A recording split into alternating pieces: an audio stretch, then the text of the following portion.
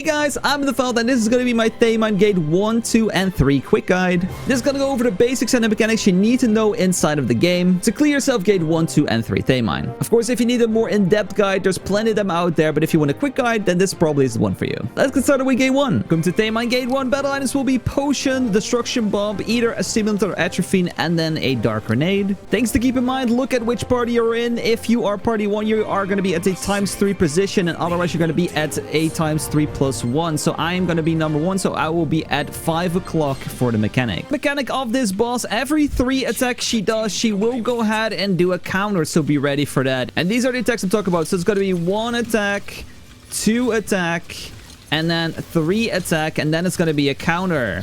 But we are phased already, which is very nice. This happens very often in the current parties. So first mechanic, go to your ×3+1 position. So I'm at 5 o'clock. And throw your Destruction Bomb on the tentacles. They will go inside and you just go ahead and stagger. Once the stagger check is done, just go ahead and walk around, dodge the falling debris, and afterwards we're gonna attack the boss again after her DR phase is over. DR phase done, buff and go, of course, until the next mechanic starts, which will be the tentacle mechanic. Every time you do a counter, one person will get a target, put it on the dark spot, and that will start the next mechanic once you've done 2 of them. If this doesn't happen, the leader has to use Balthor to force the mechanic instead. Once you've either done enough damage or put 2 crosshairs, go ahead and go where not the black spots are. You can see there will be 2 big explosions and 1 in the back as well. Then the sidereal will be used, which is going to be Balthor to force the mechanic. So what you're going to do, there are going to be a few tentacles on the floor,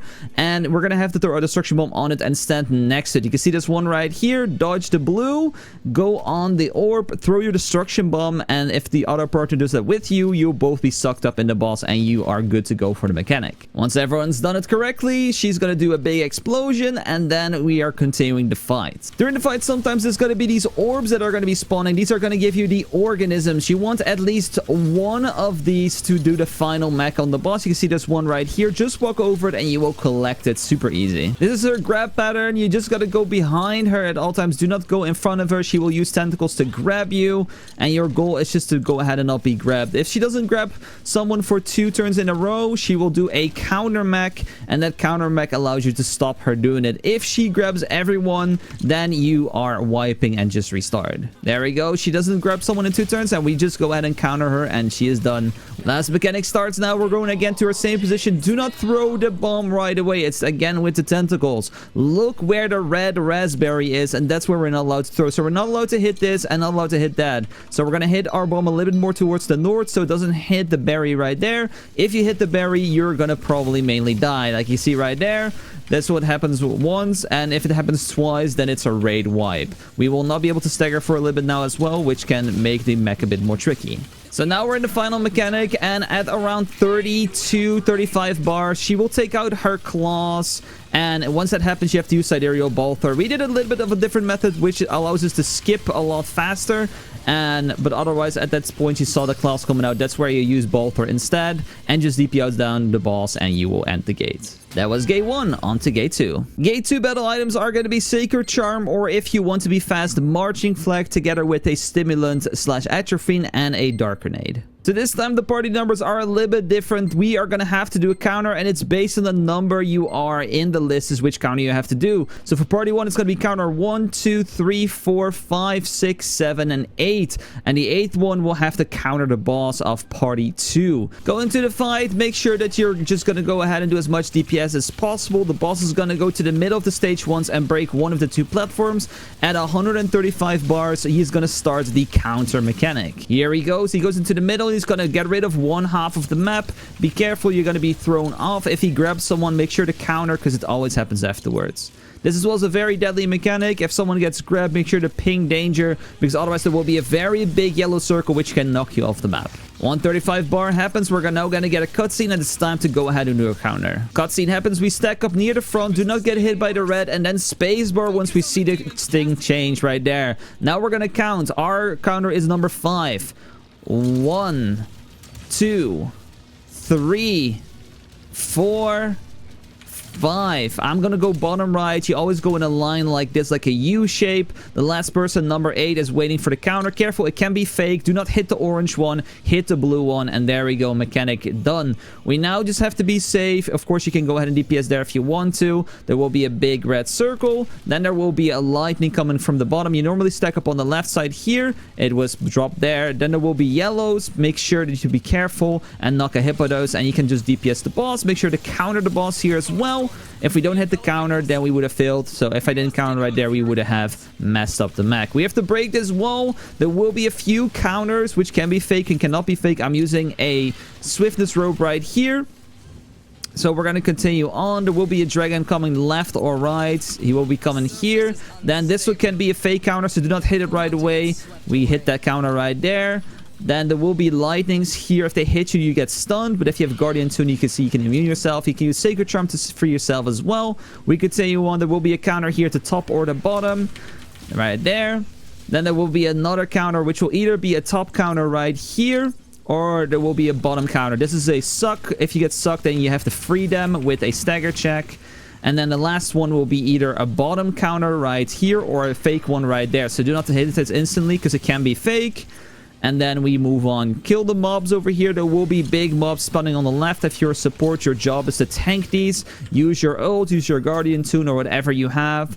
And move on to the next part. There will be one more counter. And then it's time for the final phase. One on the left or the right. So there we go. Be sure to not step on all the breaking down platforms. You will fall to your death. And then the boss will be here. And we're going to hit him until 90 bars until he phases. So look at HP bars. We are a fast party. So if we hit 90, he's going to do the mech. We're going to use the middle sidereal spear of creation now. So if he does the re-attack, this is where we're going to use it, and then we hit an Azina, and it's going to do a lot of damage. So go ahead and just do that. Do as much DPS as you can. Buff what you can. It doesn't really matter that much nowadays. These fights are super simple. Once that phase is over, we're going to go to the left. We use another swiftness rope and dodge the dragons that are incoming, and as well the yellow line. It will insta-kill you, so be careful. At the end, there will be a big dragon spawning. He will either do a real counter or a fake counter, so make sure to not insta-counter. So because we did a lot of damage, the boss is going to insta-phase. We're going to have to put orbs the opposite color as that's what's underneath his feet inside of the boss. So we're going to look at the boss. He's either going to be purple and black or white and black. He's going to be purple and black, so we put in the white and black orbs. So these ones are the ones we're putting in. We do not put these in. If we do that, we do a lot of stagger, and if we could succeed at the mech, we're good to go and can continue on. Okay, so now it's very important to not put the boss below 21 bars. Because we're going to do a little skip with Hyper Awakening. So be careful, be careful. Do not hit it anymore. We're going to wait. Here we go. Boss goes into the sky. We're going to go where he's at. And then we're going to use Hyper Awakening after he crashes down. This will allow us to go ahead and defeat the boss without him having to do the final mechanic. And there we go, he is dead. So one quick note for Gate 3, there's a lot of different red patterns, variations, and as well Albion mechanics. I will put them on the screen as well, but these probably will require you to do a little bit of trial and error for yourself to see how these patterns work and of course what works the best for you. Items are going to be the same as the last gate. We do not really need a second slot item. It can be anything you want. Gate starts, and this is where we're going to have to do a lot of DPS. Go to the back of the room because there's going to be a big explosion first. Thaemine's going to put up his hand on one side. We're going to have to go to the left.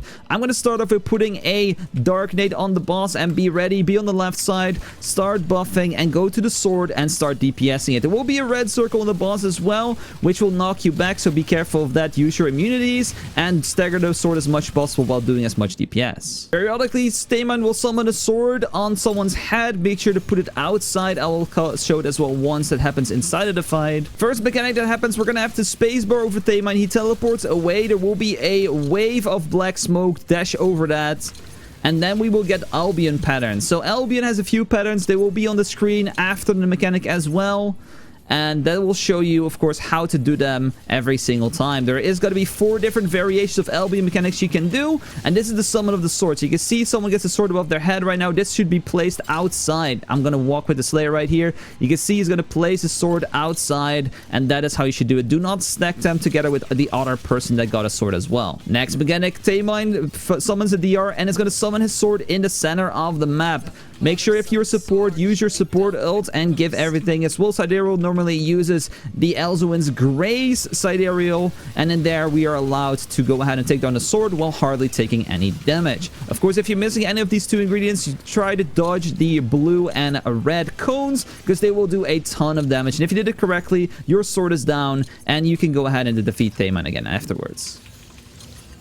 First red pattern is going to be an alternate pattern. Like I said, there's going to be a few of these, but there's so many good guides out there, so I would recommend checking those out. Next mechanics, jump over the line. There will be a few safe spots. One person will get this blue circle. Don't be with that person. That person goes away from everyone else because they will go ahead and explode and absolutely murder everyone. So right now we are in our safe spot. If we didn't jump over the smoke that came out from the boss, we will be blinded and have to trust our teammates that they're in the right spot so we do not get defeated. We will continue until 210. Then the boss again is going to do his next mechanic, which is going to be the first clash he does. 210 happens, so the boss is gonna go on his horse and we're gonna have to do our clash. This is a DPS check, so go ahead and be ready with your spells as much as possible.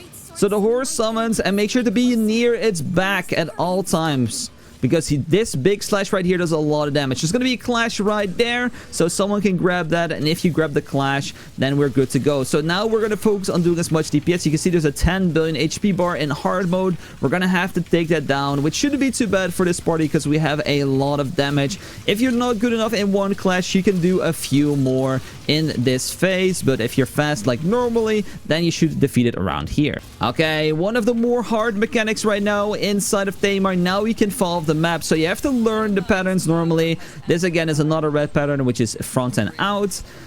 These patterns, of course, you have to learn them because if you get thrown off the map, you are just gone. So what Thaemine actually does, every so often he's gonna go to a spot on the map and he's gonna summon a clash. We can either take the clash, leave the clash, which will cut the platform in half, or we can go ahead and use the Sidereal Nineveh to do the clash for us, and we shall see, of course, which one we're gonna do.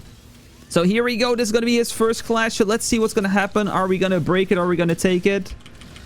I'm just going to go ahead and take the clash for science. So people just can use Sidereal right here and they can go ham and just face the boss right away. So let's go ahead and do it like this. Other phase you can do as well is just let it break right here and then use the Sidereal afterwards. But hopefully they use it. They didn't actually use the Sidereal. Okay, and this is the other version where half of the platform breaks if you don't take the clash early and use the full Sidereal as well. Right now, the full meter is full, which means it's going to do 2 red wipe max, but it's going to be blind. We will not see any indicators or anything, so we have to know what we have to do. So because the platform is broken, we're going to have the non-enhanced mechanics right now for red, and we're going to have to go into a double hit into a spin. So that's what we're going to have to do right now for this one. If the platform isn't broken, it's going to be enhanced after the sword mechanic. So like I said, be sure to watch a guide specifically on these mechanics. It's too much to put in one small video. And here we go. This is the normal way of doing it. Now they will use the Sidereal and it will do the clash for us. So now everyone will use their full buffs, will use their hyper awakenings and everything, and that should bring the boss very, very low or even defeat it. Currently, we have a lot of dead people, so we will not go ahead and defeat it in one turn, which is fine. So we're gonna go to the final phase in the basement. You cannot fall off anymore in the basement, which is very good to know. We will just go ahead and do a few mechanics, and he's going to start his big last one. This is going to be a typing test. It's going to be upside down and reversed, and one person will get the blue circle like before. So we're going to have to type this right there, make sure that this person is freed, and we're going to go to our save spots and hopefully not get defeated by the other person. So after this, we're going to have to fight a clone of ourselves. If you have your transcendence done on your legs, you will go ahead and one-shot this clone with an auto attack. Otherwise, you actually have to fight it. So right now, we're going to see this clone is going to be starting here. I'm just going to go ahead and auto attack it, and it will just perish in one auto attack. So there we go. Right now, he's just DR'd for a little bit, and he's going to do an alternate for left and then right, which you will see in a second. So left and then right. And then we're going to get the final clash, which is right here. So we're going to move to the left side, stack up, and then one person will get the clash over here on the right side. So we get the clash, and we just go ahead and DPS the boss. There we go. That is the boss down. There we have it. That's gate 1, 2, and 3 for Thaemine in just a few minutes. Of course, if you want more in depth, there's plenty of other guides out there, but hopefully this helped you out and gets you ready for Thaemine yourself. If you did enjoy, I would highly appreciate a like down below, guys, subscribe if you're new, and of course, come join me on twitch.tv/ImDefild if you need any more help. Thanks so much for watching, and I'll see you again in 2 days.